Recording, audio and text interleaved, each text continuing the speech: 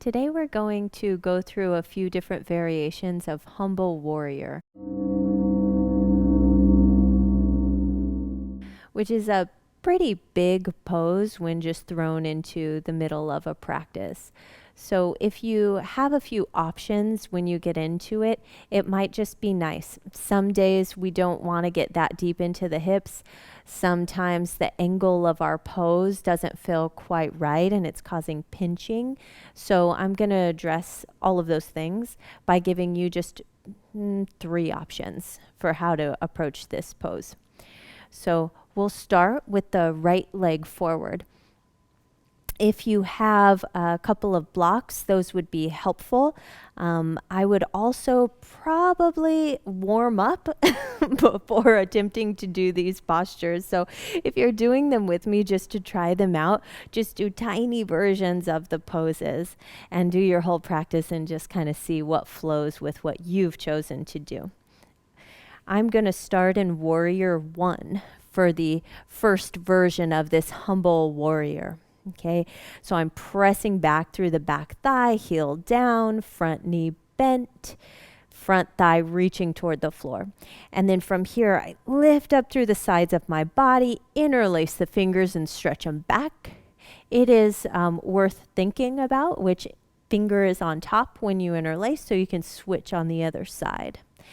I'm going to make a slight rotation toward the left, keep pressing through my back heel and just kind of launch forward and down onto the inside of my front leg, releasing my head down toward the floor. Some of you might reach the floor, and then those arms are stretching skyward. Okay, that's one version of the pose. Inhale, lift up halfway. A second version of the pose is to place the hands just right down on the inside of the front leg. Perhaps you walk your hands a little bit forward and a little to the left, kind of toward the front left edge of your mat, and your arms are as wide as your shoulders. And you're drilling down through both heels and stretching nice and long through your torso. Another favorite option of mine, since as you can see I tend to stay on my fingertips, is to just put my hands flat on blocks. And so then I can walk far forward, keeping my hips as they were, and just kind of drip into this, really stretching out through the torso, getting that length that I want to attain here.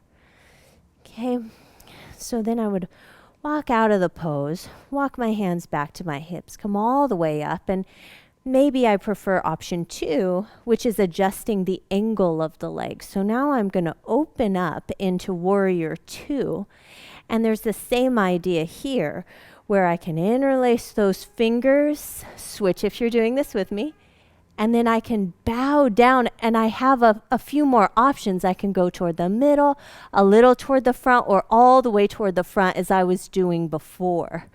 Okay, and you can take all the same blocks, no blocks, all the same alternatives from there. Okay, that's what I have for you. Thank you so much for joining.